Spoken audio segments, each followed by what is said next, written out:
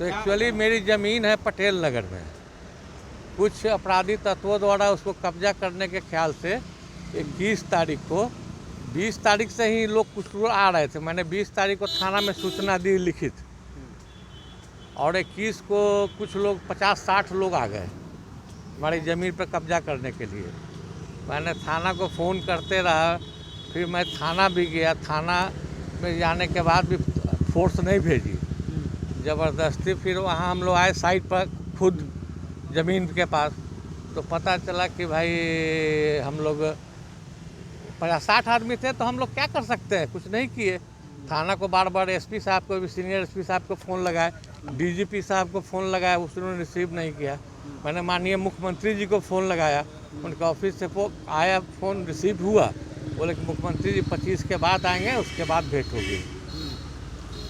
तो मैंने 23 तारीख को शाम को माननीय उप मुख्यमंत्री जी को, रेणु जी को, मैंने एक पिटीशन दिया कि ऐसी ऐसी बात है। उनका भाई पिन्नू सिंह के नाम के आके मेरे प्लॉट पे, उर्फ रवि प्रसाद, हमारे प्लॉट पे आके कहते हैं कि मैंने ज़मीन खरीद लिया है और तुम लोग जाओ, नहीं तो जैसे करेंगे जान से मार देंगे, यहाँ से भागो, नहीं तो कुछ बहुत बुरा होगा तुम्हारे साथ। हम लोग हट गए, क्या करते, प्रशासन भी साथ नहीं दे रही थी, हम लोग वहाँ से चले आए।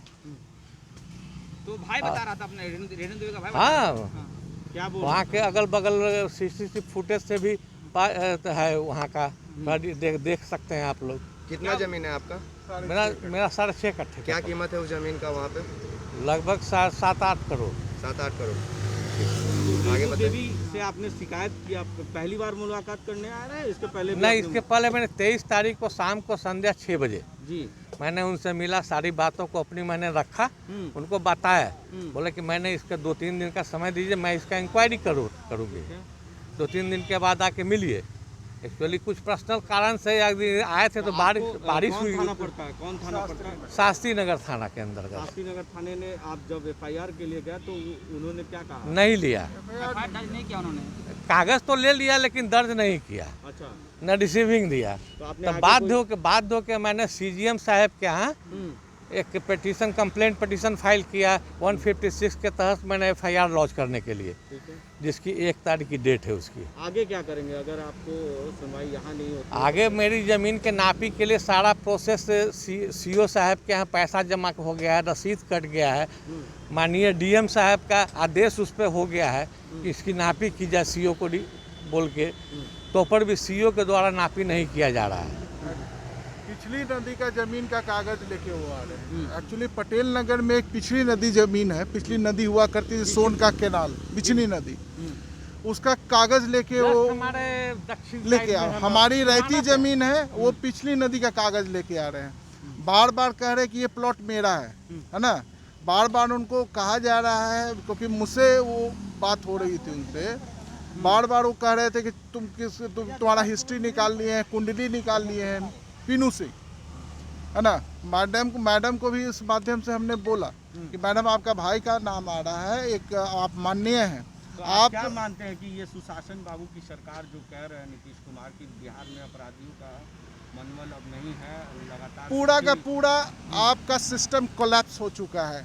DM का बात CO नहीं सुनता है, CO का बात कर्मचारी नहीं सुनता, अमीन नहीं सुनता है, SP का बात दरोगा नहीं सुनता है। क्या लगता है सरकार अपराधियों को संरक्षण दे रही है क्या? इस तरीके से आप जिस तरीके जमीन माफियाओं के साथ तो मिली भगत थाना के रहता, बिना थाना के मिली भगत के वो नहीं आता। थाना के बार बार रिक्वेस्ट करने के बाद पहला दिन उन्होंने फोर्स भेज दिया, दूसरा दिन जब वो फिर से आया तो फोर्स नहीं भेजा, बोला कि मुझे थाना में आके मिलो। थाना में आके मैंने रिटर्न किया, मेरे सामने बोला कि अच्छा नाप ही रहा है, नापने दो, कब्जा थोड़ी कर रहा है। बोल रहा है कि सर वो 3 दिन में घेरने की बात कर रहा है। अब मैं आपकी थाना को अगर मैं कहूँ कि ये मेरा है, इसको मैं नाप रहा हूँ, तो आप रोकेंगे? नापने का काम CO का होता है ना। वहाँ से आप आवेदन दीजिए। सरकार भाई हैं, उन्होंने आपको क्या किया? हमको बोला है कि तुमको हम उठा लेंगे, है ना। तुम्हारी हिस्ट्री, कुंडली, आसपास के अपराधियों का नाम लिया, मैं मैनपुरा का रहने वाला हूँ, आसपास के अपराधियों का नाम लिया कि फलना को चिनते हो, फलना को चिनते हो। बोले कि मैं वहाँ रहता हूँ तो जानता तो सबको हूँ, है ना। तो बोला कि तुमको उठा लेंगे। बोले कि उठा के कहाँ ले जाइएगा?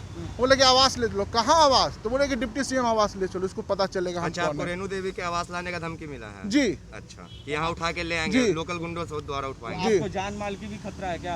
है। पहले भी मेरे पास आज 2019 में मेरे पास अटैक हो चुका है। 50 आदमी उसी जमीन पे मुझ पे घेर चुके हैं, जिसकी लिखित शिकायत मैंने की है, लेकिन उस पर भी थाना ने उस वक्त कौन लोग थे?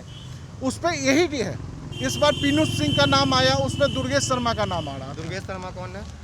वहाँ का स्थानीय अपराधी है। अच्छा, कहीं ना कहीं आप मानते हैं जो पीनू जो है वो आप जमीन के पीछे पड़ गए हैं, उन्हीं के कराया धरा है सब है। जी जी जी जी।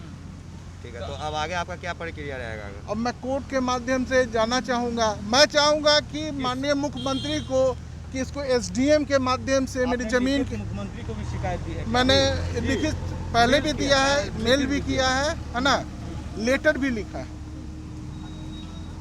उनसे। हर संभव आपने सूचना देने का कोशिश हर किया है? जगह मैंने एसपी से लेके डीएम से लेके हर जगह अपनी गुहार लगा दी। कोई भाजपा का, कोई जेडीयू का नेता मंत्री कोई बोलने को तैयार नहीं है, इस मैटर में पढ़ने को तैयार नहीं है। एक आम आदमी कहाँ जाएगा? आप लोग अपना मास्क हटा के एक बार परिचय दे दीजिएगा, चेहरा थोड़ा देखना जरूरी है आप लोग को। मेरा नाम ब्रह्मानंद सिंह है। मैं पटेल सेवा संघ बिहार का अध्यक्ष हूँ। और मेरा छोटा भाई है श्रवण कुमार। हम दोनों भाई हो, हम लोग की खानदानी ज़मीन है, पुश्तैनी ज़मीन है। मैं रहने वाला मैनपुरा का हूँ।